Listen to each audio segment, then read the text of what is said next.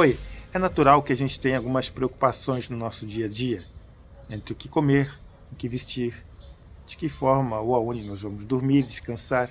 São coisas que são básicas para a nossa sobrevivência. Nós temos lido aqui com vocês, juntos, a respeito deste livro aqui, Mateus para Todos, do N.T. Wright, o Evangelho de Mateus, da Bíblia. E estamos estudando o Sermão do Monte, onde Jesus está junto com os seus discípulos e ele traz alguns dos ensinamentos mais fundamentais para a humanidade, para nós, principalmente para os cristãos que creem em Jesus, em Deus.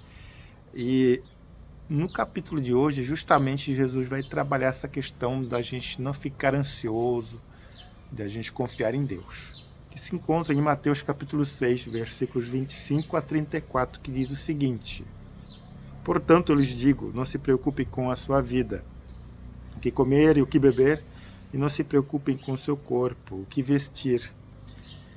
Há coisas mais importantes na vida que o alimento, há coisas mais importantes para o corpo que roupas. Olhem bem os pássaros no céu, eles não plantam sementes, não colhem, nem estocam grãos em celeiros, e seu Pai Celestial os alimenta. Reflitam sobre como vocês são diferentes deles. Quem de vocês pode acrescentar um tantinho que seja à sua altura, só por se preocupar com isso?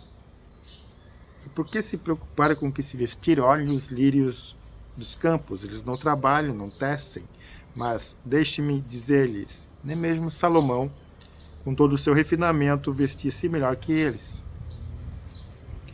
Portanto, se Deus veste assim as plantas do campo, que hoje estão aqui e amanhã estarão na fogueira, Ele não vestirá vocês, homens de pouca fé? Portanto, não se preocupem nem digam o que vamos comer, ou o que vamos beber, ou o que vamos vestir. Essas coisas com as quais os gentios se perturbam, e seu Pai Celestial sabe que vocês precisam de todas elas. Em vez disso, torne o reino de Deus sua prioridade, todas essas coisas lhes serão dadas. Portanto, não se preocupem com o amanhã. O amanhã trará suas próprias preocupações. A cada dia bastam os seus problemas. Esse é o texto da palavra de Deus que Jesus ensina. Eu estou aqui agora num ambiente mais aberto, por isso que tem bastante ruído, bastante barulho.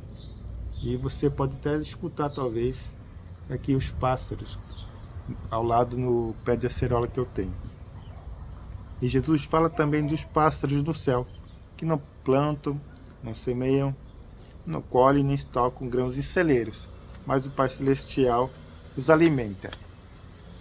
É em cima desse principal texto que a gente vai conversar um pouco, baseado no que o N.T. Wright também fala. E é interessante aqui que, ele me chamou a atenção logo no começo da sua argumentação. Ele fala assim: você sempre fica perplexo ao constatar que Jesus fundamentalmente era uma pessoa feliz? Ele faz essa pergunta que eu vou repetir para você. Você sempre fica perplexo ao constatar que Jesus fundamentalmente era uma pessoa feliz? Eu nunca tinha parado para pensar nessa circunstância da vida de Jesus, que talvez, possivelmente, ele era uma pessoa feliz. Ele era uma pessoa simples, que se contentava com as pequenas coisas da vida, que estava satisfeito com aquilo que ele tinha. Evidentemente, sendo filho de Deus, ele sabia a missão também pela qual ele foi chamado a fazer, mas ele se contentava com o pouco, e isso ele ensina aos seus discípulos. O autor aqui diz que devemos, ao ler uma passagem como essa, perceber que ela flui diretamente da experiência da vida de Jesus.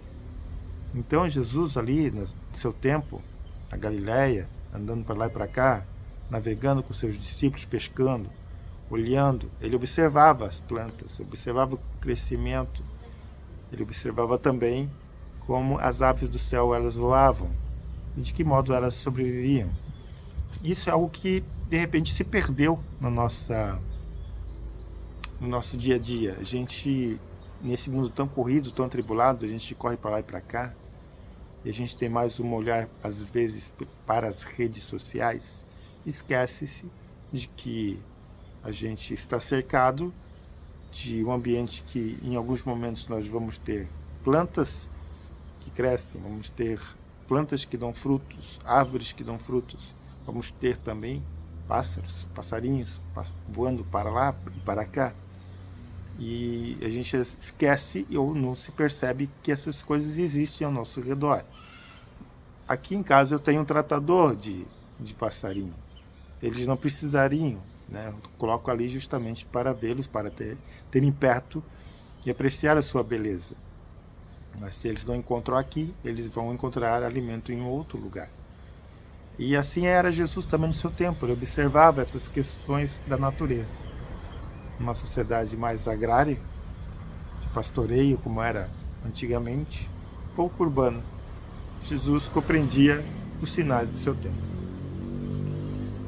N.T. Wright também fala aqui, ele diz o seguinte num trecho: toda a espiritualidade dele está a milhas de distância dele aqui de Jesus, daqueles mestres que insistiam que o mundo atual é um lugar de sombras, melancolia e vaidade, e que a verdadeira filosofia consistia em escapar desse mundo e em se concentrar nas coisas da mente. Os ensinamentos de Jesus nasceram de sua experiência. Eu vou repetir a última parte aqui da frase anterior. A verdadeira filosofia consistia em escapar desse mundo e em se concentrar nas coisas da mente. Aqui ele faz uma clara alusão e uma crítica, provavelmente, às filosofias orientais, que consideravam a matéria má e a alma boa. O budismo tem essa característica também, né? De você tentar sair deste mundo e ir melhorando e se purificando em transições e assim alcançar um estado de consciência cósmica. Mas o que Jesus mostra é que a gente também aprende com as questões e as coisas da natureza. Aqui tem uma frase também, uma colocação que o autor coloca, que eu vou conversar com vocês, que fala assim: não, ele, Jesus, parece ter a habilidade de viver integralmente o presente com a atenção totalmente voltada à tarefa do momento, celebrando a bondade de Deus aqui e agora. Eu não vejo bem assim. Talvez é porque a gente tem muito do relato da vida de Jesus, do ministério público de Jesus, dos últimos 3 anos, né, nos evangelhos. A gente tem pouca visão da sua juventude e adolescência, um pouco da sua infância narrado nos evangelhos também. Mas a partir do momento que Jesus começa a pregar e anunciar o seu ministério público, a partir do seu batismo no Rio Jordão por João Batista, ele já sabia qual era a sua missão. Ele sabia que ele iria se entregar por nós, pecadores. Ele ia morrer em nosso lugar. Então, quando Jesus começa a sua caminhada ali, ele sempre teve, nas palavras de um outro autor, ele olhava a cruz. Ele já via a cruz lá na frente. Nesse sentido simbólico de se entregar por nós, é claro. Então, embora era isso que o dominava, até tem uma passagem da Bíblia que fala isso, assim, que os discípulos queriam conversar com ele, levá-lo ele para um outro lugar, e ele estava convicto, resoluto de que ele deveria partir para Jerusalém, porque era chegada a hora dele. Então também tinha essa certa questão, mas não era o tempo todo que Jesus vivia com ansiedade.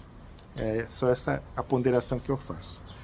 Bom, o N.T. Wright também fala assim: ponha o mundo em primeiro lugar e você descobrirá que, enquanto estiver em suas mãos, será ruído para as traças. Ponha Deus em primeiro lugar e o mundo será dado a você. Isso aqui não é teologia da prosperidade. Isso aqui é viver uma vida cristã de fé, crendo que Deus vai suprir as necessidades daqueles que confiam nele. Por isso que no versículo 33 fala assim: em vez disso, torne o reino de Deus a sua prioridade e todas essas coisas lhe serão acrescentadas, lhe serão dadas. Então, buscar o reino de Deus é justamente viver também pela fé. E Deus vai nos abençoando conforme sua graça. O autor também fala que o princípio subjacente de todo o Sermão do Monte junta-se nesse ponto em um imenso, mas divertido desafio: o reino de Deus e a forma de viver que o acompanha, a justiça, o comportamento em relação à aliança, essas sim são as coisas que devemos almejar. Aqui, no cerne do Sermão do Monte, está um convite de que, de uma forma surpreendente, apenas poucas pessoas tentam aceitar. Por que não aprender a compartilhar, então, essa alegria de Jesus?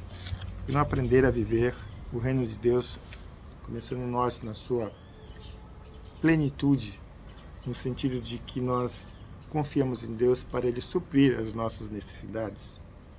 Por isso que fala no versículo 34.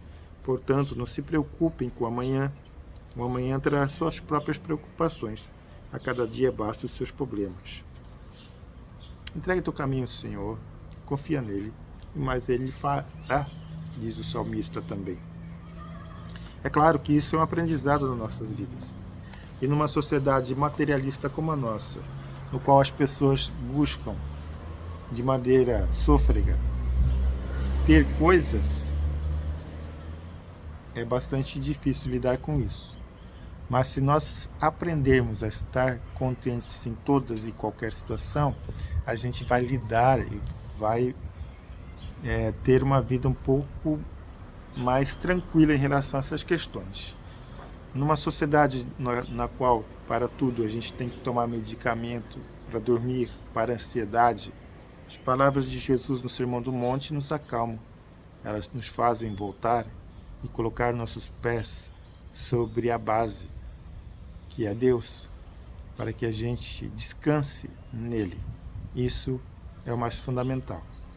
E que Deus possa nos dar sabedoria, para mim e para você, para lidar com essas questões.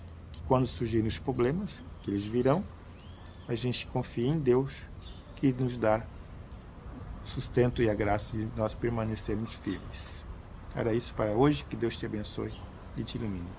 Amém.